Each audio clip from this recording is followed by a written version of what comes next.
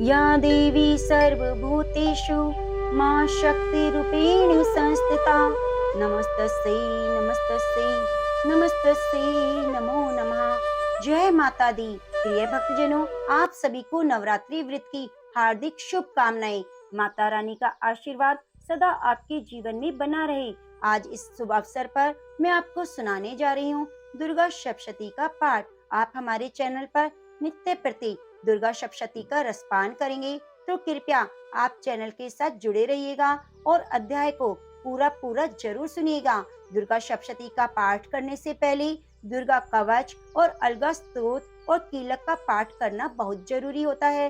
तो आज मैं आपको सबसे पहले सुनाने जा रही हूँ देवी कवच हिंदी अनुवाद के साथ। तो आप सभी बड़ी श्रद्धा और प्रसन्नचित मन से शांत होकर इस पाठ को पूरा सुनिए और कमेंट में जय माता दी लिखते रहिए। तो आइए सुनते हैं देवी कवच। ओम चंडिका देवी को नमस्कार है। मार्कंडेय जी ने कहा, पितामह जो इस संसार में परम गोपनीय और मनुष्यों की सब प्रकार से रक्षा करने वाला है, जो अब तक आपने दूसरे किसी के सामने प्रकट नहीं किया, ऐसा कोई साधन मुझे बताइए। ब्रह्मा जी बोले, ब्राह्मण, ऐसा साधन तो एक देवी का कवच ही है, जो गोपनीय से भी परम गोपनीय है, पवित्र और संपूर्ण प्राणियों का उपकार करने वाला है। महामुने, उसे श्रवण करो।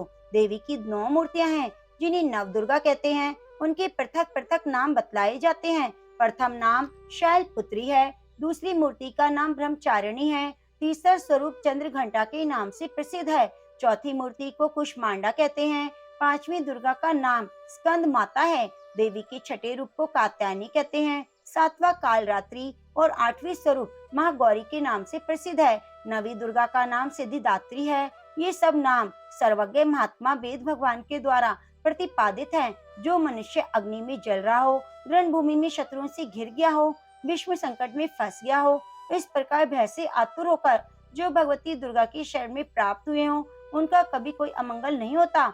युद्ध के समय में संकट पड़ने पर भी उनके ऊपर कोई विपत्ति नहीं दिखाई देती। उन्हें शोक, दुख और भय की प्राप्ति नहीं होती। जिन्होंने भक्ति पूर्वक देवी का स्मरण किया है, उनका निश्चय ही अभुदय होता है। देवेश्वरी, जो तुम्हारा चिंतन करते हैं, उनकी तुम निसंदेह रक्षा करती हो। चामुंडा देवी प्रेत पर आरूढ़ होती है, 12 ही भैंसे पर सवारी करती है, ऐन्द्री का वाहन ऐरावत हाथी है, वैष्णवी देवी गरुड़ पर ही आसन जमाती है, महेश्वरी वृषभ पर आरूढ़ होती है, कुमारी का वाहन मयूर है, भगवान विष्णु की प्रियतमा लक्ष्मी देवी कमल के आसन पर विराजमान है और हाथों में कमल धारण किए हुए हैं। वृषभ पर आरूढ़ ईश्वरी देवी ने श्वेत रूप से धारण कर रखा है। ब्रह्मई देवी हंस पर बैठी है, इस प्रकार आभूषणों से विभूषित है। इस प्रकार ये सभी माताएं इस प्रकार योग शक्तियों से संपन्न है। इनके सिवा और भी बहुत सी देवियां हैं, जो अनेक प्रकार के आभूषणों से, शोभाओं से युक्त हैं और रत्नों से सुशोभित हो रही हैं। ये संपूर्ण देवियां क्रोध में भरी हुई हैं और भक्तों की रक्षा के लिए रथ पर बैठी दिखाई देती हैं। ये शंख, चक्र, गदा, शक्ति, हल, मूषल, खेटक, तमर, परशु, पाश, कुंत और त्रिशूल एवं उत्तम शान धनुष आदि अस्त्र शस्त्र अपने हाथों में धारण करती हैं। दैत्यों के शरीर का नाश करना, भक्तों का अभयदान देना और देवताओं का कल्याण करना, यही उनकी इस शस्त्र धारण करने का उद्देश्य है। महान क्रोध रूप, अत्यंत घोर पराक्रम, महान बल और महान उत्साह वाली देवी, तुम महान भय का नाश करने वाली हो। तुम्हें नमस्कार है। तुम्हारी ओर देखना भी कठिन है। शत्रुओं का भय बढ़ाने वाली जगदम्बिके, मेरी रक्षा करो। पूर्व दिशा में इंद्र शक्ति, मेरी रक्षा करो। अग्नि कोण में अग्नि शक्ति, दक्षिण दिशा में वराही, नैऋत्य कोण में खड़ग धारणी, मेरी रक्षा करे। पश्चिम दिशा में वारुणी और वायव्य कोण में मृग की सवारी करने वाली देवी, मेरी रक्षा करो। उत्तर दिशा में कौमारी और ईशान कोण में शूल धारणी देवी, रक्षा करो। ब्राह्मणी, तुम ऊपर की ओर से मेरी रक्षा करो। वैष्णवी देवी, नीचे की ओर से मेरी रक्षा करो। इस प्रकार शिव को अपना वाहन बनाने वाली चामुंडा देवी, 10 दिशाओं से मेरी रक्षा करो। जया आगे से, विजया पीछे की ओर से मेरी रक्षा करे। वाम भाग में अजिता, दक्षिण भाग में अपराजिता रक्षा करे। उद्योतनी शिखा की रक्षा करे। उमा मेरी मस्तक पर विराजमान होकर रक्षा करे। ललाट में मालाधरी रक्षा करे। यशस्विनी देवी मेरी बाहों का संरक्षण करे। बाहों के मध्य भाग में त्रिनेत्रा और नथनों की यम घंटा देवी रक्षा करे। दोनों नेत्रों के मध्य भाग में शंखनी और कानों में द्वार वासनी रक्षा करे। कालिका देवी कपोलों की और भगवती शंकरी कानों के मूल भाग की रक्षा करे। नासिका में सुगंध और ऊपर के ओठ में चर्चिका देवी रक्षा करे। नीचे के ओठ में अमृत कला और जिह्वा में सरस्वती देवी रक्षा करे। कौमारी दांतों की और चंडिका कंठ प्रदेश की रक्षा करे। चित्रघंटा गले की, घाटी की और महामाया तालु में रहकर रक्षा करे। कामाक्षी थोड़ी की और सर्वमंगला मेरी वाणी की रक्षा करे। भद्रकाली ग्रीवा में और धनुर्धरी पृष्ठ वंश में रहकर रक्षा करे। कंठ के भारी भाग में नील ग्रीवा और कंठ की नली में नल कुबरी रक्षा करे। दोनों कंधों में खड़गनी और मेरे दोनों भुजाओं की ब्रिजधारणी रक्षा करे। दोनों हाथों में दंडनी और अंगुलियों में अंबिका देवी रक्षा करे। सूलेश्वरी नखों की रक्षा करे। कुलेश्वरी पेट में रहकर रक्षा करे। महादेवी स्तनों की और शोक विनाशिनी देवी मन की रक्षा करे। ललिता देवी हृदय में, शूल धारणी उदर में रहकर रक्षा करे। नाभि में कामिनी वह भाग की गुहेश्वरी रक्षा करे। पूतना और कामिका लिंग की और महेश वाहिनी बुधा की रक्षा करे। भगवती कटी भाग में विंध्यवासिनी घुटनों की रक्षा करे। संपूर्ण कामनाओं को देने वाली महाबला देवी दोनों पिंडलियों की रक्षा करे। नारसही दोनों घोटियों की और तेजस्वी देवी दोनों चरणों के पृष्ठ भाग की रक्षा करे। श्री देवी पैरों की अंगुलियों में और तलवासनी पैरों के तलुओं में रहकर रक्षा करे। अपनी डाढ़ों के कारण भयंकर दिखाई देने वाली तलुओं में रहकर रक्षा करे। अपनी डाढ़ों के कारण भयंकर दिखाई देने वाली दुष्ट कराली देवी नखों की और ऊर्ध्व केशनी देवी केशों की रक्षा करे। रोमावलियों के छिद्रों में कोबेरी और त्वचा की बागेश्वरी देवी रक्षा करे। पार्वती देवी रक्त मज्जा वसा मांस हड्डी और मेद की रक्षा करे। आंतों की कालरात्रि और पित्त की मुक्तेश्वरी रक्षा करे। मूलाधार आदि कमल कोशों में पद्मावती देवी और कफ में चूड़ामणि देवी स्थित होकर रक्षा करे। नख के तेज की ज्वालामुखी रक्षा करे, जिसका किसी भी अस्त्र से भेदन नहीं हो सकता। वह अवैद्या देवी शरीर की समस्त संधियों में रहकर रक्षा करे। ब्राह्मणी आप मेरे वीर की रक्षा कीजिए। छाया की और धर्म धारिणी देवी मेरे अहंकार मन और बुद्धि की रक्षा करे। हाथ में वृज धारणी करने वाली वज्रहस्ता देवी मेरे प्राण अपान बयान उदान समान वायु की रक्षा करे। कल्याण से शोभित होने वाली भगवती कल्याण शोभना मेरे प्राण की रक्षा करे। रस रूप गंध स्पर्श इन विषयों का अनुभव करते समय योगिनी देवी रक्षा करे। सत्वगुण रजोगुण तमोगुण की रक्षा सदा नारायणी देवी करे। वराही आरु की रक्षा करे। वैष्णवी धर्म की रक्षा करे। चक्र धारण करने वाली देवी यश कीर्ति लक्ष्मी धन और विद्या की रक्षा करे। इंद्राणी आप मेरी गोत्र की रक्षा करें। चंडिके तुम मेरे पशुओं की रक्षा करो। महालक्ष्मी पुत्रों की रक्षा करे। भैरवी पत्नी की रक्षा करे। मेरे पति की सुपथा और मार्ग की क्षेम करी रक्षा करे। राजा के दरबार में महालक्ष्मी रक्षा करे। सब और व्याप्त रहने वाली विजया देवी संपूर्ण भयों से मेरी रक्षा करे। हे माँ मेरे सुहाग की सदैव रक्षा करना, अमर सुहाग देना। देवी जो स्थान कवच में नहीं कहा गया अतएव रक्षा से रहित है, वह सब तुम्हारे द्वारा सुरक्षित हो, क्योंकि तुम विजयशालिनी और पाप नाशिनी हो। यदि अपने शरीर का भला चाहे तो मनुष्य बिना कवच के कहीं एक पग भी न जाए। कवच का पाठ करके यात्रा करे। कवच के द्वारा सब और से सुरक्षित जहाँ जहाँ भी जाता है वहाँ वहाँ उसे धन लाभ होता है और संपूर्ण कामनाओं की सिद्धि करने वाली विजय की प्राप्ति होती है। वह जिस जिस अविष्ट वस्तु का चिंतन करता है उसको निश्चय प्राप्त कर लेता है। वह पुरुष उस पृथ्वी पर तुलना रहित महान ऐश्वर्य का भागी होता है। कवच से सुरक्षित मनुष्य निर्भय हो जाता है। युद्ध में उसकी पराजय नहीं होती और वह तीनों लोकों में पूजनीय होता है। देवी का यह कवच देवताओं के लिए भी दुर्लभ है। जो प्रतिदिन नियम पूर्वक तीनों संध्याओं के समय श्रद्धा के साथ इसका पाठ करता है उसे देवी कला प्राप्त होती है और वह तीनों लोकों में कहीं भी पराजित नहीं होता। इतना ही नहीं, वह अपमृत्यु से रहित हो 100 से भी अधिक वर्षों तक जीवित रहता है। मकरी चेचक कोढ़ आदि संपूर्ण व्याधियां नष्ट हो जाती हैं। कनेर भांग अफीम धतूरे आदि का स्थावर विष, सांप बिच्छू आदि के काटने से चढ़ा हुआ जंगम विष, अहिफेन तिल के संयोग आदि से बनने वाला कृत्रिम विष, वे सभी प्रकार के विष दूर हो जाते हैं, उनका कोई असर नहीं होता। इस पृथ्वी पर मारण मोहन आदि जितने अभिचारिक प्रयोग होते हैं, जितने मंत्र तंत्र होते हैं, वे सब कवच को हृदय में धारण करने पर मनुष्य को देखते ही नष्ट हो जाते हैं। यही नहीं, पृथ्वी पर विचरने वाले ग्राम देवता, आकाशचारी देव विशेष, जल के संबंधी प्रकट होने वाले गण, उपदेश मात्र से सिद्ध होने वाले निम्न कोटि के देवता, उनके जन्म के साथ प्रकट होने वाले देवता, कुल देवता, माला डाकिनी शाकिनी, अंतरिक्ष में विचरने वाले अत्यंत बलवती भयानक डाकिनियां, ग्रह भूत पिशाच, यक्ष गंधर्व राक्षस, ब्रह्म राक्षस, बेताल, कुष्मांड और भैरव आदि अनिष्टकारक देवता भी हृदय में कवच धारण किए रहने पर मनुष्य को देखते ही भाग जाते हैं। कवचधारी पुरुष को राजा से सम्मान वृद्धि प्राप्त होती है।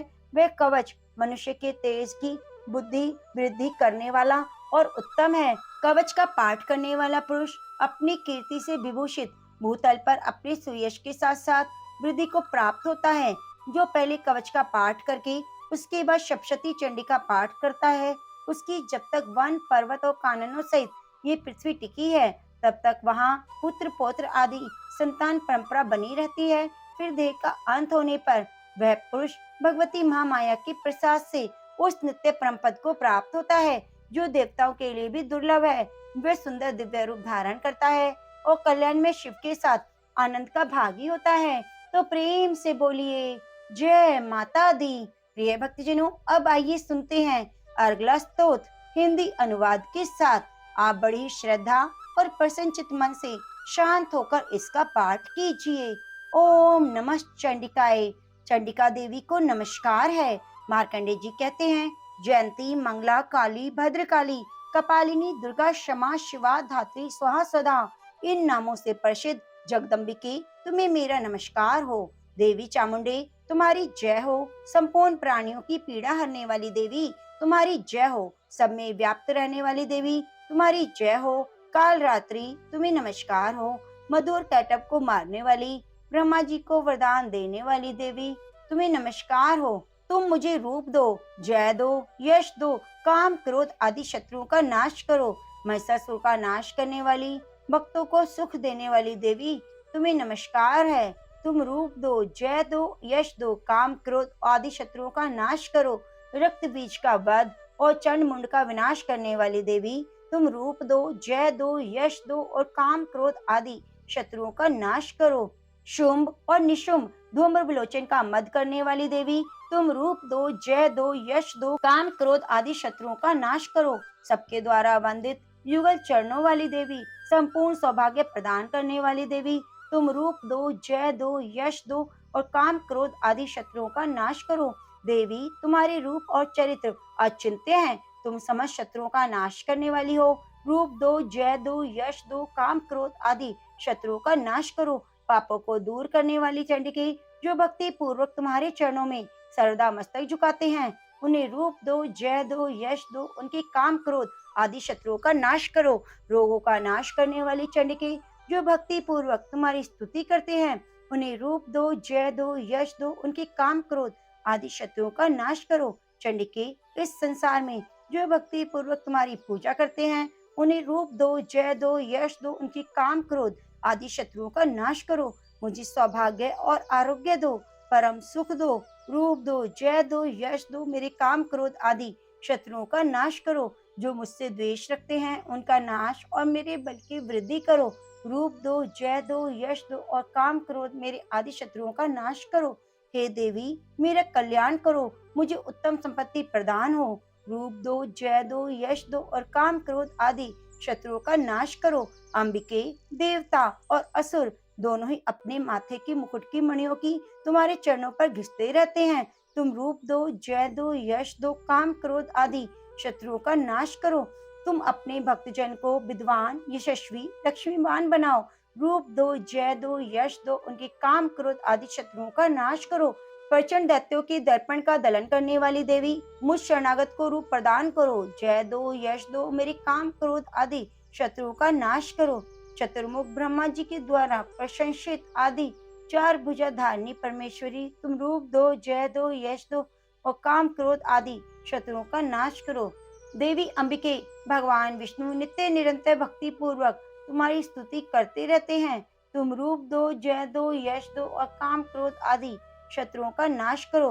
हिमालय कन्या, पार्वती के पति महादेव जी के द्वारा प्रशंसित होने वाली परमेश्वरी, तुम रूप दो, जय दो, यश दो और काम क्रोध आदि शत्रुओं का नाश करो। शचीपति इंद्र के द्वारा सद्भाव से पूजित होने वाली परमेश्वरी, तुम रूप दो, जय दो, यश दो और काम क्रोध आदि शत्रुओं का नाश करो। प्रचंड भूदंडों वाले दैत्यों का घमंड चूर करने वाली देवी, तुम रूप दो, जय दो, यश दो और काम क्रोध आदि शत्रुओं का नाश करो। देवी अंबिके, तुम अपने भक्तजनों को सदा असीम आनंद प्रदान करती रहती हो। मुझे रूप दो, जय दो, यश दो और काम क्रोध आदि शत्रुओं का नाश करो। मन की इच्छा के अनुसार चलने वाली मनोहर पत्नी प्रदान करो, जो दुर्गम संसार सागर से तारने वाली तथा उत्तम कुल में उत्पन्न हुई हो। जो मनुष्य इस स्तोत्र का पाठ करके सप्तशती रूप माँ स्तोत्र का पाठ करता है, वे सप्तशती की जप संख्या से मिलने वाले श्रेष्ठ फल को प्राप्त होता है, साथ ही वह प्रचुर संपत्ति को भी प्राप्त कर लेता है। तो प्रेम से बोलिए जय माता दी, नमः पार्वती पते हर हर महादेव। प्रिय भक्तजनों, अब आइए सुनते हैं कीलक स्तोत्र। ओम नमः चंडिकाय। चंडिका देवी को नमस्कार है। मार्कंडे जी कहते हैं, विशुद्ध ज्ञान ही जिनका शरीर है, तीनों वेद ही जिनके तीन दिव्य नेत्र हैं, जो कल्याण प्राप्ति के हेतु हैं, मस्तक पर अर्धचंद्र का मुकुट धारण करते हैं, उन भगवान शिव को नमस्कार है। मंत्रों का जो अभिकीलक है, मंत्रों की सिद्धि में विघ्न उपस्थित करने वाला, शाप रूपी कीलक का जो निवारण करने वाला है, उस सप्तशती स्तोत्र को संपूर्ण रूप से जानना चाहिए। सप्तशती के अतिरिक्त अन्य मंत्रों के जप में भी जो निरंतर लगा रहता है, वह भी कल्याण का भागी होता है। उसके भी उच्चाटन आदि कर्म सिद्ध होते हैं, उसे भी समस्त दुर्लभ वस्तुओं की प्राप्ति होती है। तथापि जो अन्य मंत्रों का जप न करके केवल सप्तशती नामक स्तोत्र से ही देवी की स्तुति करते हैं, उन्हें स्तुति मात्र से ही सच्चिदानंद स्वरूप में देवी सिद्ध हो जाती है। उन्हें अपने कार्य की सिद्धि के लिए मंत्र, औषधि और अन्य किसी साधन के उपयोग की आवश्यकता नहीं रहती। बिना जप के ही उनके उच्चाटन आदि समस्त अभिचारिक कर्म सिद्ध हो जाते हैं। इतना ही नहीं, उनकी संपूर्ण अभिष्ट वस्तुएं भी सिद्ध हो जाती हैं। लोगों के मन में शंका थी कि जब केवल सप्तशती की उपासना से ही सप्तशती को छोड़कर अन्य मंत्रों की उपासना से भी समान रूप से कार्य सिद्ध होते हैं, तो इनमें श्रेष्ठ कौन सा साधन है। लोगों की शंका को सामने रखकर भगवान शंकर ने अपने पास आए हुए जिज्ञासुओं को समझाया कि सप्तशती नामक संपूर्ण स्तोत्र ही सर्वश्रेष्ठ और कल्याण में है। उसके उपरांत भगवती चंडिका के सप्तशती नामक स्तोत्र को महादेव जी ने गुप्त कर दिया। सप्तशती के पाठ से जो पुण्य प्राप्त होता है, उसकी कभी समाप्ति नहीं होती, किंतु अन्य मंत्रों के जपजन्य पुण्य की समाप्ति हो जाती है। अतः भगवान शिव ने अन्य मंत्रों की अपेक्षा जो सप्तशती की श्रेष्ठता का निर्णय किया, उसे यथार्थ ही जानना चाहिए। अन्य मंत्रों का जप करने वाला पुरुष भी यदि सप्तशती के स्तोत्र और जप का अनुष्ठान कर ले, तो वह भी पूर्ण रूप से कल्याण का भागी होता है। इसमें तनिक भी संदेह नहीं। जो साधक कृष्ण पक्ष की चतुर्दशी और अष्टमी को एकाग्रचित्त होकर भगवती की सेवा में अपना सर्वस्व समर्पित कर देता है, फिर उसे प्रसाद रूप से ग्रहण करता है, उसी पर भगवती देवी प्रसन्न होती है। इस प्रकार सिद्धि के प्रतिबंधक कीलके के द्वारा महादेव जी ने इस स्तोत्र को कीलित कर रखा है। जो पूर्वक कीर्ति से निष्कीलन करके इस सप्तशती स्तोत्र का प्रतिदिन स्पष्ट उच्चारण पूर्वक पाठ करता है, वह मनुष्य सिद्ध हो जाता है, वही देवी का पार्षद होता है और वही गंधर्व भी होता है। सर्वत्र विचरते रहने पर संसार में उसे कहीं भी भय नहीं होता। वह अपमृत्यु के वश में नहीं पड़ता और देह त्यागने पर अनंतर मोक्ष फल को प्राप्त कर लेता है। अतः कीलन को जानकर उसका परिहार करके ही सप्तशती का पाठ आरंभ करें। इसलिए कीलक और निष्कीलन का ज्ञान प्राप्त करने पर ही यह स्तोत्र निर्दोष होता है और विद्वान पुरुष इस निर्दोष स्तोत्र का ही पाठ आरंभ करते हैं। स्त्रियों में जो कुछ भी सौभाग्य दृष्टि गोचर होता है, वह सब देवी के प्रसाद का फल है। इस कल्याण में स्तोत्र का सदा जप करना चाहिए।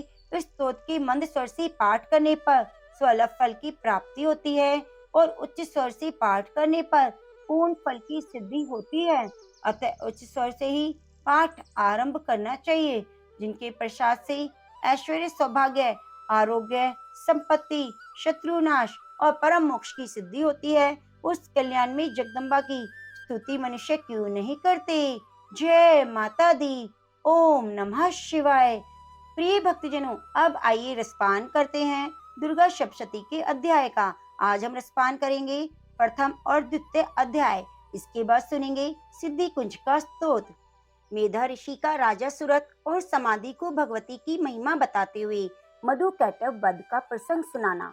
प्रथम चरित्र के ब्रह्मा ऋषि, महाकाली देवता, गायत्री छंद, नंदा शक्ति, रक्त दंतिका बीज, अग्नि तत्व और ऋग्वेद स्वरूप हैं। श्री महाकाली देवता की प्रसन्नता के लिए प्रथम चरित्र के जप में विनियोग किया जाता है। भगवान विष्णु के सो जाने पर मधु और कैटव को मारने के लिए कमल जन्मा ब्रह्मा जी ने जिनका स्तवन किया था, उन महाकाली देवी का मैं सेवन करता हूँ। वे अपने 10 हाथों में खड़ग, चक्र, गदा, बाण, धनुष, परिध, शूल, भुसुंडी, मस्तक और शंख धारण करती हैं। उनके 3 नेत्र हैं। वे समस्त अंगों में दिव्य आभूषणों से विभूषित हैं। उनके शरीर की कांति नीलमणि के समान है और वे 10 मुख और 10 पैरों से युक्त है। मार्कंडेय जी बोले, सूर्य के पुत्र सावर्णी जो 8वें मनु कहे जाते हैं, उनकी उत्पत्ति की कथा विस्तार से कहता हूँ, सुनो। सूर्य कुमार महाभाग सावर्णी भगवती महामाया की अनुग्रह से जिस प्रकार मनमंत्र के स्वामी हुए, वही प्रसंग सुनाता हूँ। पूर्व काल की बात है। स्वरोचित मनमंत्र में सुरत नाम के एक राजा थे जो चैत्र वंश में उत्पन्न हुए थे। उनका समस्त भूमंडल पर अधिकार था। वे प्रजा का अपने औरस पुत्रों की भांति धर्म पूर्वक पालन करते थे। तो भी उस समय कोला विध्वंसी नाम के क्षत्रिय उनके शत्रु हो गए। राजा सुरत की रणनीति बड़ी प्रबल थी। उनका शत्रुओं के साथ संग्राम हुआ। यद्यपि कोला विध्वंसी संख्या में कम थे, तो भी राजा सुरत युद्ध में उनसे परास्त हो गए। तब वे युद्ध भूमि से अपने नगर को लौट आए और केवल अपने देश के राजा होकर रहने लगे। किंतु वहां भी उन प्रबल शत्रुओं ने उस समय महाभाग राजा सुरत पर आक्रमण कर दिया। राजा का बल क्षीण हो चला, इसलिए उनके दुष्ट, बलवान और दुरात्मा मंत्रियों ने वहां उनकी राजधानी में राजकीय सेना और खजाने को हथिया लिया। सुरत का प्रभुत्व नष्ट हो चुका था, इसलिए वे शिकार खेलने के बहाने घोड़े पर सवार हो वहां से अकेले ही एक घने जंगल में चले गए। वहां उन्होंने विप्रवर मेधा मुनि का आश्रम देखा, जहाँ कितने हिंसक जीव परम शांत भाव से रहते थे। मुनि के बहुत से शिष्य उस वन की शोभा बढ़ाते थे। वहां जाने पर मुनि ने उनका सत्कार किया। वे मुनि श्रेष्ठ के आश्रम पर इधर उधर विचरते हुए कुछ काल तक रहे। फिर ममता से आकृष्ट होकर वहां इस प्रकार चिंता करने लगी, पूर्व काल में मेरे पूर्वजों ने जिनका पालन किया था, वही नगर आज मुझसे रहित है। पता नहीं मेरे दुराचारी भृत्यगण उसकी धर्म पूर्वक रक्षा करते हैं या नहीं। जो सदा मद की वर्षा करने वाले और शूरवीर थे, वे प्रधान मेरा हाथी अब शत्रुओं की अधीन होकर ना जाने किन भोगों को भोगता होगा। जो लोग मेरी कृपा, धन, भोजन पाने के लिए सदा मेरे पीछे पीछे चलते थे, वे निश्चय ही अब दूसरे राजाओं का अनुसरण करते होंगे। उन अपव्ययी लोगों के द्वारा खर्च होते रहने के कारण अत्यंत कष्ट से जमा हुआ मेरा धन खाली हो जाएगा। ये और भी कई बातें राजा सुरत निरंतर सोचते रहते थे। एक दिन उन्होंने वहां विप्रवर मेधा के आश्रम के निकट एक वैश्य को देखा। उससे पूछा, भाई तुम कौन हो? यहाँ तुम्हारे आने का क्या कारण है? तुम क्यों शोकग्रस्त और अनमने दिखाई देते हो? राजा सुरत यह प्रेम पूर्वक कहा हुआ वचन सुनकर वैश्य ने विनीत भाव से उन्हें प्रणाम करके कहा। वैश्य बोला, राजन, मैं धनियों में कुल में श्रेष्ठ उत्पन्न एक वैश्य हूँ। मेरा नाम समाधि है। मेरे दुष्ट स्त्री पुत्रों ने धन के लोभ से मुझे घर से बाहर निकाल दिया। मैं इस समय धन, स्त्री पुत्रों से वंचित हूँ। मेरे विश्वसनीय बंधुओं ने मेरा ही धन लेकर मुझे दूर कर दिया है, इसलिए दुखी होकर मैं वन में चला आया हूँ। यहाँ रहकर मैं इस बात को नहीं जानता कि मेरे पुत्रों की, स्त्री की और स्वजनों की कुशल है या नहीं। इस समय घर में वे कुशल हैं या नहीं, उन्हें कोई कष्ट तो नहीं। वे मेरे पुत्र कैसे हैं? क्या वे सदाचारी हैं या दुराचारी हो गए हैं? राजा ने पूछा, जिन लोभी स्त्री पुत्र आदि ने धन के कारण तुम्हें घर से निकाल दिया, उनके प्रति तुम्हारे मन में इतना स्नेह का बंधन क्यों है? वैश्य बोला, आप मेरे विषय में जैसी बात कहते हैं वह सब ठीक है, किंतु क्या करूं? मेरा मन निष्ठुरता नहीं धारण करता। जिन्होंने धन के लोभ में पड़कर पिता के प्रति स्नेह, पति के प्रति प्रेम और आत्मीय जन के प्रति अनुराग को तिलांजलि दे मुझे घर से निकाल दिया, उन्हीं के प्रति मेरे हृदय में इतना स्नेह है। महामते, गुणहीन बंधुओं के प्रति भी जो मेरा चित्त इस प्रकार प्रेम मग्न हो रहा है, ये क्या है? इस बात को मैं जानकर भी नहीं जान पाता।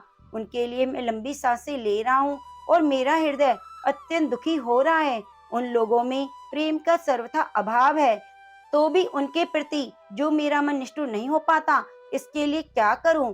मार्कंडेय जी कहते हैं, ब्राह्मण तदंतर राजाओं में श्रेष्ठ सुरत और वह समाधि नामक वैश्य दोनों साथ साथ मेधा मुनि की सेवा में उपस्थित हुए। उनके साथ यथा योग्य ज्ञानकुल विनय पूर्वक बर्ताव करते बैठे। उसके बाद वैश्य और राजा ने कुछ वार्तालाप आरंभ किया। राजा ने कहा, भगवान, मैं आपसे एक बात पूछना चाहता हूँ, उसे बताएं। मेरा चित्त अपने अधीन न होने के कारण वह बात मेरे मन को बहुत दुख देती है। जो राज्य मेरे हाथ से चला गया है, उसमें और उसके संपूर्ण अंगों में मेरी ममता बनी हुई है। मुनि श्रेष्ठ, ये जानते हुए भी कि वह अब मेरा नहीं है, अज्ञानी की भांति मुझे उसके लिए दुख होता है। ये क्या है? इधर यह वैश्य भी घर से अपमानित होकर आया है। इसके पुत्र, स्त्री और भृत्यों ने इसे छोड़ दिया है। स्वजनों ने भी इसका परित्याग कर दिया है, तो भी उनके प्रति अत्यंत हार्दिक स्नेह रखता है। इस प्रकार यह तथा मैं दोनों ही बहुत दुखी हैं। जिसमें प्रत्यक्ष दोष देखा गया है, उस विषय के लिए भी हमारे मन में ममता जनित आकर्षण पैदा हो रहा है। महाभाग, हम दोनों समझदार हैं, तो भी हम में जो मोह पैदा हुआ है, ये क्या है? विवेक शून्य पुरुष की भांति मुझ में और इसमें ये मूर्ता प्रत्यक्ष दिखाई देती है। ऋषि बोले, महाभाग, विषय मार्ग का ज्ञान ये सब जीवों को है, इसी प्रकार विषय भी सबके लिए अलग अलग है। कुछ प्राणी दिन में नहीं देखते, दूसरे रात में नहीं देखते, तथा कुछ जीव ऐसे हैं जो दिन और रात्रि में बराबर देखते हैं। ये ठीक है, मनुष्य समझदार होते हैं, किंतु केवल वे ही ऐसे नहीं होते। पशु पक्षी मृग आदि सभी प्राणी समझदार होते हैं। मनुष्य की समझ भी वैसी होती है जैसी उन मृगी और पक्षियों की होती है, और जैसी मनुष्यों की होती है वैसी उन मृग पक्षी आदि की होती है। यह अन्य बातें भी प्राय दोनों में समान है। समझ होने पर भी इन पक्षियों को तो देखो, वे स्वयं भूख से पीड़ित होते हुए भी मोहवश बच्चों की चोंच में कितनी चाव से अन्न के दाने डाल रहे हैं। नरश्रेष्ठ, क्या तुम नहीं देखते कि मनुष्य समझदार होते हुए भी लोभवश अपने किए हुए उपकार का बदला पाने के लिए पुत्रों की अभिलाषा करते हैं? यद्यपि उन सब में समझ की कमी नहीं है, तथापि वे संसार की स्थिति बनाए रखने वाले भगवती महामाया के प्रभाव के द्वारा ममता में भंवर से युक्त मोह के गहरे गर्त में गिराए गए हैं। इसलिए इसमें आश्चर्य नहीं करना चाहिए। जगदीश्वर भगवान विष्णु की योग निद्रा रूपा जो भगवती महामाया है, उन्हीं से यह जगत मोहित हो रहा है। वे भगवती महामाया देवी ज्ञानियों के भी चित्त को बलपूर्वक खींचकर मोह में डाल देती है। वे इस संपूर्ण चराचर जगत की सृष्टि करती है, और वे ही प्रसन्न होने पर मनुष्यों को मुक्ति के लिए वरदान देती है। वे ही पराविद्या, संसार बंधन और मोक्ष की हेतु भूता सनातनी देवी और संपूर्ण ईश्वरों की अधीश्वरी है। राजा ने पूछा, भगवान, जिन्हें आप महामाया कहते हैं, वे देवी कौन है? ब्राह्मण, उनका आविर्भाव कैसे हुआ और उनके चरित्र कौन कौन है? ब्रह्मवेताओं में श्रेष्ठ महर्षि उन देवी का जैसा प्रभाव हो, जैसा स्वरूप हो, जिस प्रकार प्रादुर्भाव हुआ हो, वह सब मैं आपके मुख से सुनना चाहता हूँ। ऋषि बोले, राजन, वास्तव में तो वे देवी नित्य स्वरूपा ही हैं। संपूर्ण जगत उन्हीं का रूप है। उन्होंने समस्त विश्व को व्याप्त कर रखा है, तथापि उनका प्राकट्य अनेक प्रकार से होता है। वे मुझसे सुनो, यद्यपि वे नित्य और अजन्मा हैं, तथापि जब देवताओं का कार्य सिद्ध करने के लिए प्रकट होती हैं, उस समय लोक में उत्पन्न हुई कहलाती हैं। कल्प के अंत में जब संपूर्ण जगत एकांत वाण में निमग्न हो रहा था और प्रभु भगवान विष्णु शेषनाग की सैया बिछाकर योग निद्रा का आश्रय ले रहे थे, उस समय उनके कानों के मैल से दो भयंकर असुर पैदा हुए, जो मधु और कटव के नाम से विख्यात थे। वे दोनों ब्रह्मा जी का वध करने को तैयार हो गए। भगवान विष्णु के नाभि कमल में विराजमान प्रजापति ब्रह्मा जी ने जब उन दोनों को भयानक असुरों को अपने पास आया और भगवान को सोया हुआ देखा, तब एकाग्रचित होकर उन्होंने भगवान विष्णु को जगाने के लिए उनके नेत्रों में निवास करने वाली योग निद्रा का स्तवन आरंभ किया, जो इस विश्व की अधीश्वरी, जगत को धारण करने वाली, संसार का पालन करने वाली, संहार करने वाली तेज स्वरूप भगवान विष्णु की अनुपम शक्ति है। उन्हीं भगवती निद्रा देवी की भगवान ब्रह्मा स्तुति करने लगे। ब्रह्मा जी ने कहा, देवी तुम्ही स्वहा, तुम्ही स्वधा, तुम्ही वष्टकार हो, स्वर भी तुम्हारे स्वरूप हैं, तुम्ही जीवनदायिनी सुधा हो, नित्य अक्षर, प्रणम्य आकार, उकार, मकार, इन तीन मात्राओं के रूप में तुम्ही स्थित हो। इन तीन मात्राओं के अतिरिक्त जो बिंदु रूपा नित्य अर्ध मात्रा है, जिसका विशेष रूप से उच्चारण नहीं किया जा सकता, वह भी तुम्ही हो। देवी तुम्ही संध्या, सावित्री, परम जननी हो। देवी तुम इस विश्व ब्रह्मांड को धारण करती हो, तुम्ही से इस जगत की सृष्टि होती है, तुम्ही से पालन होता है और तुम्ही कल्प के अंत में सबको अपना ग्रास बना लेती हो। जगन्मयी देवी, इस जगत की उत्पत्ति के समय तुम सृष्टि रूपा हो, पालन काल में स्थिति रूपा हो, कल्पांत के समय में संहार रूप धारण करने वाली हो। तुम्ही महाविद्या, महामाया, महामेधा, महास्मृति, महामोह रूपा, महादेवी, महासुरी हो। तुम्ही तीनों गुणों को उत्पन्न करने वाली सबकी प्रकृति हो। भयंकर काल रात्रि, महारात्रि, मोहरात्रि भी तुम्ही हो। तुम्ही श्री, तुम्ही ईश्वरी, तुम्ही ह्रीम और तुम्ही बोध स्वरूपा बुद्धि हो। लज्जा, पुष्टि, तुष्टि, शांति, क्षमा भी तुम्ही हो। तुम खड़ग धारिणी, शूल धारिणी, घोर रूपा और गदा, चक्र, शंख और धनुष धारण करने वाली हो। बाण, भुसुंडी और परिध, ये सब तुम्हारे अस्त्र हैं। तुम सौम्य और सौम्यतर हो। इतना ही नहीं, जितने भी सौम्य और सुंदर पदार्थ हैं, उन सबकी अपेक्षा तुम अत्यधिक सुंदरी हो। पर और अपर, सबसे परे रहने वाली परमेश्वरी तुम ही हो। सर्व स्वरूपे देवी, कहीं भी सत और सतरूप जो कुछ वस्तुएं हैं, उन सबकी जो शक्ति है, वे तुम ही हो। ऐसी अवस्था में तुम्हारी स्तुति क्या हो सकती है, जो इस जगत की सृष्टि, पालन और संहार करते हैं। उन भगवान को भी जब तुमने निद्रा के अधीन कर दिया, जब तुम्हारी स्तुति करने में यहाँ कौन समर्थ हो सकता है। मुझको, भगवान शंकर को और भगवान विष्णु को भी तुमने शरीर धारण कराया है, अतः तुम्हारी स्तुति करने की शक्ति किसमें है देवी। तुम तो अपने इन उदार प्रभावों से प्रशंसित हो। ये जो दोनों दुर्दश असुर मधु और कैटव हैं, इनको मुंह में डाल दो और जगदीश्वर भगवान विष्णु को शीघ्र ही जगा दो। साथ ही इनके भीतर इन दोनों महान असुरों को मार डालने की बुद्धि उत्पन्न कर दो। ऋषि कहते हैं, राजन, जब ब्रह्मा जी ने वहां मधु और कैटव को मारने के उद्देश्य से भगवान विष्णु को जगाने के लिए तमोगुण की अधिष्ठात्री देवी योग निद्रा की इस प्रकार स्तुति की, तब भी भगवान के नेत्र, मुख, नासिका, बाहु, हृदय और वक्षस्थल से निकलकर अव्यक्त जन्मा ब्रह्मा जी की दृष्टि के समक्ष खड़ी हो गई। योग निद्रा से युक्त होने पर जगत के स्वामी भगवान जनार्दन उन एकावर्ण के जल में शेष नाग की सैया से जाग उठे। फिर उन्होंने उन दोनों असुरों को देखा। वे दुरात्मा मधु और कैटव अत्यंत बलवान और पराक्रमी थे। क्रोध से लाल आंखें किए ब्रह्मा जी को खा जाने के लिए उद्योग कर रहे थे। तब भगवान श्री हरि ने उठकर उन दोनों के साथ 5000 वर्षों तक केवल बाहु युद्ध किया। वे दोनों भी अत्यंत बल के कारण उन्मत्त हो रहे थे। इधर महामाया ने भी उन्हें मुंह में डाल रखा था, इसलिए वे भगवान विष्णु से कहने लगे, हम तुम्हारी वीरता से संतुष्ट हैं, तुम हम लोगों से कोई वर मांगो। श्री भगवान बोले, यदि तुम दोनों मुझ पर प्रसन्न हो तो मेरे हाथों से मारे जाओ। बस इतना सा ही मैंने वर मांगा, यहाँ दोनों कुछ और वर क्या लेना है। ऋषि कहते हैं, इस प्रकार धोखे में आ जाने पर जब उन्होंने संपूर्ण जगत में जल ही जल देखा, तब कमल नयन भगवान से कहा, जहाँ पृथ्वी जल में डूबी ना हो, जहाँ सूखा स्थान हो, वहीं हमारा वध करो। ऋषि कहते हैं, तब तथास्तु कहकर शंख, चक्र, गदा धारण करने वाले भगवान ने उन दोनों के मस्तक अपनी जांघ पर रखकर चक्र से काट डाले। इस प्रकार वे देवी महामाया ब्रह्मा जी की स्तुति करने पर स्वयं प्रकट हुई थी। अब पुनः तुमसे उनके प्रभाव का वर्णन करता हूँ, सुनो। इस प्रकार श्री मार्कंडे पुराण में सावर्णिक मनवंतर की कथा के अंतर्गत देवी महात्म्य में मधु कैटव वध नामक पहला अध्याय संपूर्ण हुआ।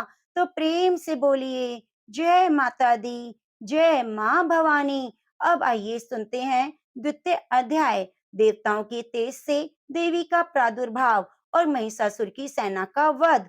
ओम। मध्यम चरित्र के विष्णु ऋषि, महालक्ष्मी देवता, उष्णिक छंद, शाकंभरी शक्ति, दुर्गा बीज, वायु तत्व और यजुर्वेद स्वरूप हैं। श्री महालक्ष्मी की प्रसन्नता के लिए मध्यम चरित्र के पाठ में इनका विनियोग है। मैं कमल के आसन पर बैठी हुई प्रसन्न मुख वाली महिषासुर मर्दिनी भगवती महालक्ष्मी का भजन करती हूँ, जो अपने हाथों में अक्षमाला, फरसा, गदा, वाण, वज्र, पद्म, धनुष, कुंडिका, दंड, शक्ति, खड़ग, ढाल, शंख, घंटा, मधुपात्र, शूल, पाश और चक्र धारण करती हैं। ऋषि कहते हैं पूर्व काल में देवताओं और असुरों में पूरे 100 वर्षों तक घोर संग्राम हुआ था। उसमें असुरों का स्वामी महिषासुर था और देवताओं के नायक इंद्र थे। उस युद्ध में देवताओं की सेना महाबली असुरों से परास्त हो गई थी। संपूर्ण देवताओं को जीतकर महिषासुर इंद्र बन बैठा। तब प्रजापति देवता प्रजापति ब्रह्मा जी के आगे करके उस स्थान पर गए जहाँ भगवान शंकर और विष्णु विराजमान थे। देवताओं ने महिषासुर के पराक्रम और अपनी पराजय का यथावत वृतांत उन दोनों देवेश्वरों से विस्तार पूर्वक कह सुनाया। वे बोले, भगवान महिषासुर सूर्य, इंद्र, अग्नि, वायु, चंद्रमा, यम, वरुण और अन्य देवताओं को भी अधिकार छीनकर स्वयं ही सबका अधिष्ठाता बन बैठा है। उस दुरात्मा महेश ने सभी देवताओं को स्वर्ग से निकाल दिया है। अब वे मनुष्यों की भांति पृथ्वी पर विचरते हैं। दैत्यों की सारी करतूत हमने आप लोगों से कह सुनाई। अब हम आपको ही शरण में आए हैं, आप उसके बद का कोई उपाय सोचिए। इस प्रकार देवताओं के वचन सुनकर भगवान विष्णु और शिव ने दैत्यों पर बड़ा क्रोध किया। उनकी भौहें तन गई, मुंह टेढ़ा हो गया। तब अत्यंत कोप में भरे हुए चक्रपाणी श्री विष्णु के मुख से एक महान तेज प्रकट हुआ। इस प्रकार ब्रह्मा, शंकर और इंद्र आदि अन्य देवताओं ने शरीर से भी बड़ा भारी तेज निकला। वह सब मिलकर एक हो गया। महान तेज का वह पुंज पर्वत सा जान पड़ता था। देवताओं ने देखा वहां उसकी ज्वालाएं संपूर्ण दिशाओं में व्याप्त हो रही थीं। संपूर्ण देवताओं के शरीर से प्रकट हुए उस तेज का कहीं तुलना नहीं थी। एकत्रित होने पर वह एक नारी के रूप में परिणित हो गया। अपने प्रकाश से तीनों लोकों में व्याप्त जान पड़ा। भगवान शंकर का जो तेज था उससे उस देवी का मुख प्रकट हुआ। यमराज के तेज से उसके सिर में बाल निकल आए। श्री विष्णु भगवान के तेज से उसकी भुजाएं उत्पन्न हुई। चंद्रमा के तेज से दोनों स्तनों का और इंद्र के तेज से मध्य भाग का प्रादुर्भाव हुआ। वरुण के तेज से जंगा और पिंडली और पृथ्वी के तेज से नितंब भाग प्रकट हुआ। ब्रह्मा के तेज से दोनों चरण और सूर्य के तेज से उसकी अंगुलियां हुई। वसुओं के तेज से हाथों की अंगुलियां और कुबेर के तेज से नासिका प्रकट हुई। उस देवी के दांत प्रजापति के तेज से और तीनों नेत्र अग्नि के तेज से प्रकट हुए थे। उनकी भौहें संध्या की और कान वायु के तेज से उत्पन्न हुए थे। इस प्रकार अन्य देवताओं के तेज से भी उस कल्याणी देवी का आविर्भाव हुआ। उसके बाद सभी देवताओं के तेज पुंज से प्रकट हुई। देवी को देखकर महिषासुर के सताए हुए देवता बहुत प्रसन्न हुए। पिनाकधारी भगवान शंकर ने अपने शूल से एक शूल निकालकर उन्हें दिया। फिर भगवान विष्णु ने भी अपने चक्र से चक्र उत्पन्न करके भगवती को अर्पण किया। वरुण ने भी शंख भेंट किया। अग्नि ने उन्हें शक्ति दी। वायु ने धनुष और बाण से भरे हुए 2 तरकश प्रदान किए। सहस्त्र नेत्रों वाले देवराज इंद्र ने अपने वज्र से वज्र उत्पन्न करके दिया। ऐरावत हाथी से उतारकर 1 घंटा भी प्रदान किया। यमराज ने काल दंड से दंड, वरुण ने पास, प्रजापति ने स्फटिक की काक्ष की माला, ब्रह्मा जी ने कमंडलू भेंट किया। सूर्य ने देवी के समस्त रोमकूपों में अपनी किरणों का तेज भर दिया। काल ने उन्हें चमकती ढाल और तलवार दी। क्षीर समुद्र में उज्जवल हार और कभी जीर्ण न होने वाले 2 दिव्य वस्त्र भेंट किए। साथ ही उन्होंने दिव्य चूड़ामणि, 2 कुंडल, कड़े, उज्जवल अर्धचंद्र, सब बाहुओं के लिए केयूर, दोनों चरणों के लिए निर्मल नुपुर, गले की सुंदर हंसली और सब अंगुलियों में पहनने के लिए रत्नों की बनी हुई अंगूठियां भी दी। विश्वकर्मा ने उन्हें अत्यंत निर्मल फरसा भेंट किया। साथ ही अनेक प्रकार के अस्त्र अभेद्य कवच दिए। इनके सिवा मस्तक और वक्षस्थल पर धारण करने के लिए कभी न कुमलाने वाले कमलों की मालाएं भी दी। जल्दी ने उन्हें सुंदर कमल का फूल भेंट किया। हिमालय ने सवारी के लिए सेंग और भांति भांति के रत्न समर्पित किए। धनाध्यक्ष कुबेर ने मधु से भरा हुआ पान पात्र दिया। संपूर्ण नागों के राजा शेष ने, जो इस पृथ्वी को धारण करते हैं, उन्हें बहुमूल्य मणियों से विभूषित नागहार भेंट किया। इस प्रकार अन्य देवताओं ने भी आभूषण और अस्त्र शस्त्र देकर देवी का सम्मान किया। उसके बाद उन्होंने बारंबार अट्टहास पूर्वक उच्च स्वर से गर्जना की। उनके भयंकर नाद से संपूर्ण आकाश गूंज उठा। देवी का ये अत्यंत उच्च स्वर से किया हुआ सिंहनाद कहीं समा ना सका। आकाश उसके सामने लघु प्रतीत होने लगा। उससे बड़े जोर की प्रतिध्वनि हुई, जिससे संपूर्ण विश्व में हलचल मच गई और संपूर्ण विश्व कांप उठा।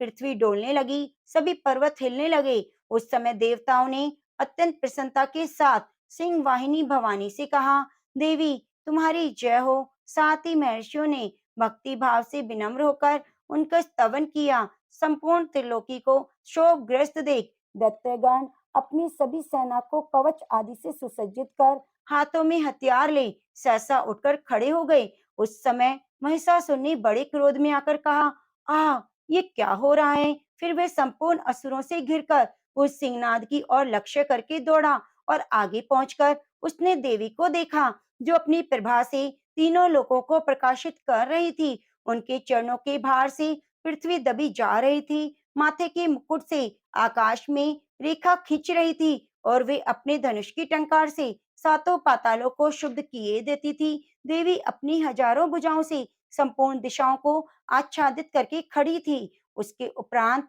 उनके साथ दैत्यों का युद्ध छिड़ गया। नाना प्रकार के अस्त्र शस्त्रों के प्रहार से संपूर्ण दिशाएं उद्भासित होने लगी।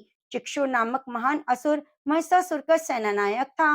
वह देवी के साथ युद्ध करने लगा। अन्य दैत्यों की चतुरंगी सेना साथ लेकर चामर भी लड़ने लगे। 60,000 रथियों ने आकर उद्रग नामक महादैत्य से लोहा लिया। 1 करोड़ रथियों को साथ लेकर महाहनु नामक दैत्य युद्ध करने लगा, जिनके रोए तलवार के समान तीखे थे। वह असिलोमा नामक महादैत्य 5 करोड़ रथी सैनिकों सहित युद्ध में आ डटा। 60 लाख रथियों से घिरा हुआ बाष्कल नामक दैत्य भी उस युद्ध भूमि में लड़ने लगा। परिवारित नामक राक्षस हाथी सवार और घुड़सवारों के अनेकों दल 1 करोड़ रथियों सेना लेकर युद्ध करने लगा। बिडाल नामक दैत्य 5 अरब रथियों से घिरकर लोहा लेने लगा। उसके अतिरिक्त और भी हजारों महादैत्य रथ, हाथी और घोड़ों की सेना साथ लेकर महादेवी के साथ युद्ध करने लगे। स्वयं महिषासुर उस रणभूमि में कोटि कोटि सहस्त्र रथ, हाथी और घोड़ों की सेना से घिरा हुआ था। वे दैत्य देवी के साथ तोमर, भिंडीपाल, शक्ति, मूषल, खड़ग, परशु, पटिश आदि अस्त्र शस्त्रों का प्रहार करते हुए युद्ध कर रहे थे। कुछ दैत्यों ने उन पर शक्ति का प्रहार किया, कुछ लोगों ने पाश फेंके और कुछ दूसरे दैत्य खड़ग प्रहार करके देवी को मार डालने का उद्योग करने लगे। देवी ने भी क्रोध में भरकर खेल ही खेल में अपने अस्त्र शस्त्रों की वर्षा करके दैत्यों के वे सभी अस्त्र शस्त्र काट डाले। उनके मुख पर परिश्रम और थकावट का रंच मात्र भी चिन्ह नहीं था। देवता और ऋषि उनकी स्तुति करते थे और वे भगवती परमेश्वरी दैत्यों के शरीरों पर अस्त्र शस्त्रों की वर्षा करती रही। देवी का वाहन सिंह भी क्रोध में भरकर गर्दन के बालों को हिलाता हुआ असुरों की सेना में इस प्रकार विचरने लगा, मानो वनों में दावानल फैल रहा हो। रणभूमि में दैत्यों के साथ युद्ध करती हुई अंबिका देवी ने जितने निश्वास छोड़े, वे सभी तत्काल सैकड़ों हजारों गणों के रूप में प्रकट हो गए और परशु, भिंडीपाल, खड़ग, पट्टिश आदि अस्त्रों द्वारा असुरों का सामना करने लगे। देवी की शक्ति से बड़े हुए गण असुरों का नाश करते हुए नगाड़ा और शंख आदि बजाने लगे। उस संग्राम महोत्सव में कितने ही गण मृदंग बजा रहे थे। उसके उपरांत देवी ने त्रिशूल से, गदा से, शक्ति की वर्षा से और खड़ग आदि से सैकड़ों महादैत्यों का संहार कर डाला। कितनों को ही घंटे के भयंकर से नाद से मूर्छित करके मार गिराया। बहुतोरे दैत्यों को पास से बांधकर धरती पर घसीटा। कितने ही दैत्य उनकी तीखी तलवार की मार से दो दो टुकड़े हो गए। कितने ही गदा की चोट से घायल हो धरती पर सो गए। कितने ही मूसल की मार से अत्यंत आहत होकर रक्त बमन करने लगे। कुछ दैत्य शूल से छाती फट जाने के कारण पृथ्वी पर ढेर हो गए। उस महासंग्राम में बाण समूहों की वृष्टि से कितनी असुरों की कमर टूट गई। बाज की तरह झपटने वाले देवी पीड़क दैत्यगण अपने प्राणों से हाथ धोने लगे। किन्हीं की बाहें छिन-भिन हो गईं, किन्हीं की गर्दनें कट गई, किन्हीं की दैत्यों के मस्तक कट-कट कर गिरने लगे। कुछ लोगों के शरीर मध्य भाग में विदीर्ण हो गए। कितने ही महादैत्य जांघें कट जाने से पृथ्वी पर गिर पड़े। कितनों को ही देवी ने एक बांह, एक पैर और एक नेत्र वाले करके दो टुकड़ों में चीर डाला। कितने ही दैत्य मस्तक कट जाने के कारण गिर जाते, फिर उठ जाते और केवल धड़ के रूप में ही अच्छे अच्छे हथियार हाथ में लेकर देवी के साथ युद्ध करने लगते। दूसरे कबंध युद्ध की बाजों की लय पर नाचते थे। कितने ही बिना सिर के धड़ हाथों में खड़ग शक्ति और सृष्टि लिए दौड़ते थे। और दूसरे दूसरे दैत्य ठहरो ठहरो ये कहते हुए देवी को युद्ध के लिए ललकारते थे। जहाँ पर घोर संग्राम हुआ था, वहाँ की धरती देवी की गिराए हुए रथ, हाथी, घोड़े और असुरों की लाशों से ऐसे पट गई कि वहाँ चलना फिरना असंभव हो गया था। दैत्यों की सेना में हाथी, घोड़े और असुरों के शरीरों से इतनी अधिक मात्रा में रक्तपात हुआ कि थोड़ी ही देर में वहाँ खून की बड़ी-बड़ी नदियां बहने लगी।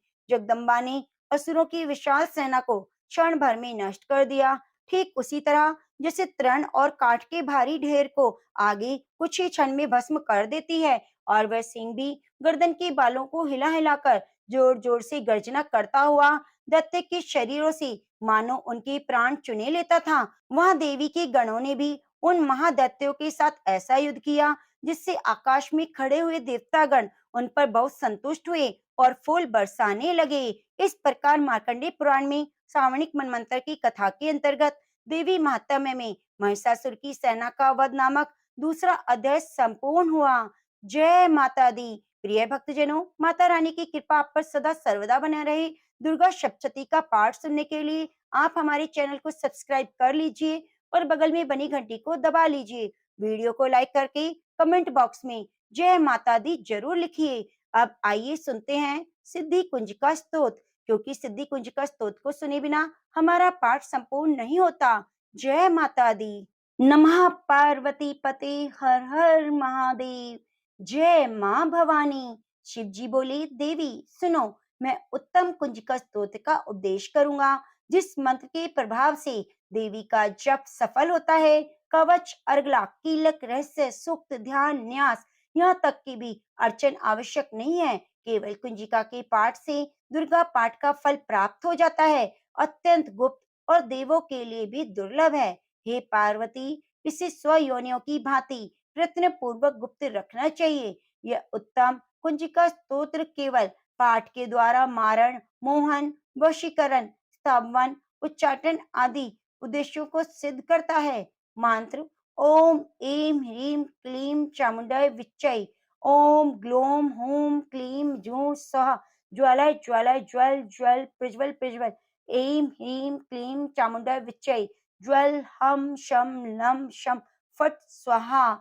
मंत्र में आए बीजों का अर्थ जानना संभव नहीं, आवश्यक भी नहीं और न वांछनीय है। केवल जप ही पर्याप्त है। हे रुद्र स्वरूपनी, तुम्हें नमस्कार है। हे मधु दैत्य को मारने वाली, तुम्हें नमस्कार है। काटव विनाशिनी, नमस्कार है। महिषासुर को मारने वाली देवी, तुम्हें नमस्कार है। शुंभ का हनन करने वाली, निशुंभ को मारने वाली, तुम्हें नमस्कार है। हे महादेवी, मेरे जप को जागृत और सिद्ध करो। एंकार के रूप में सृष्टि स्वरूपणी, ह्रीम के रूप में सृष्टि पालन करने वाली, क्लीम के रूप में काम रूपणी, बीज रूपणी देवी, तुम्हें नमस्कार है। चामुंडा के रूप में चंड विनाशिनी और यकार के रूप में तुम वर देने वाली हो। विच्चय रूप में तुम नित्य ही अभय देती हो। तुम इस मंत्र को स्वरूप हो। धाम धीम धूम के रूप में धूर जटी, शिव की तुम पत्नी हो। बाम बीम बूम के रूप में तुम वाणी की अधीश्वरी हो। क्राम क्रीम क्रूम के रूप में कालिका देवी, शाम शीम शूम के रूप में मेरा कल्याण करो। हुम हुम हुंकार स्वरूपणी, जम जम जम नादिनी, भ्राम भ्रीम भ्रूम के रूप में कल्याणकारिणी भैरवी भवानी, तुम्हें बार बार प्रणाम है। अम कम चम टम तम पम यम शम भीम धूम एम भीम हम शम धिजाग्रम धिजाग्रम, इन सबको तोड़ो और दीप्त करो। करो स्वाहा। पाम पीम पोम के रूप में तुम पार्वती पूर्णा हो। खाम खीम खूम के रूप में तुम खेचरी अथवा खिचड़ी मुद्रा हो। शाम शीम शूम स्वरूपणी सप्तशती देवी के मंत्र को मेरे लिए सिद्ध करो। ये कुंजिका स्तोत्र मंत्र को जगाने के लिए है, इसे भक्तिहीन पुरुष को नहीं देना चाहिए। हे पार्वती, इसे गुप्त रखो। हे देवी, जो बिना कुंजिका की सप्तशती का पाठ करता है उसे उसी प्रकार सिद्धि नहीं मिलती जिस प्रकार वन में रोना निरर्थक है। इस प्रकार श्री रुद्रमाल्य के गौरी तंत्र में शिव पार्वती संवाद में सिद्धि कुंजिका स्तोत्र संपूर्ण हुआ। जय माता दी, जय माँ भवानी। प्रिय भक्तजनों, नवरात्रि के पावन अवसर पर दुर्गा सप्तशती का संपूर्ण अध्याय और नित्य प्रति माता रानी की कथाओं को सुनने के लिए हमारे चैनल को सब्सक्राइब कर लीजिए और बगल में बनी घंटी को दबा लीजिए। कृपया वीडियो को लाइक करके कमेंट बॉक्स में एक बार जरूर बताइए कि आप हमारे चैनल पर कथाओं को सुन रहे हैं। जय माता दी।